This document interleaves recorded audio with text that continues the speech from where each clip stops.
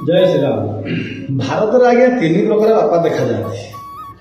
प्रथम बाप छुआ को टोटाली छाड़ी दिए, छुआ पाठ पढ़ले पढ़ो न पढ़ले मूर्ख हो जहाँ करू गंधे जन मद पिओ।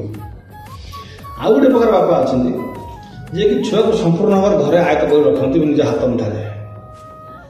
आउ गोटे प्रकार बापा जहाँकि 80 भाग भारतीय बापा चिंताधारा तू खेले बुल मजामस्ती कर तुम सब देवी मूल्य नागे दुख करे सब तू पाइबू किंतु मो सम्मान आँच आसला भाया कौन कम करू ना पाठ टे दी अक्षर भल पढ़ ये सब बापांर 80 भाग बापांर इच्छा। किंतु आजिका डेट्रे ये युव समाज कौन करुच्ची बापांकर देइथिबा स्वाधीनता को दुर्बलता बोली भावी मन इच्छा काम करुद्वारा कि विविध प्रकार अपराध घटुची।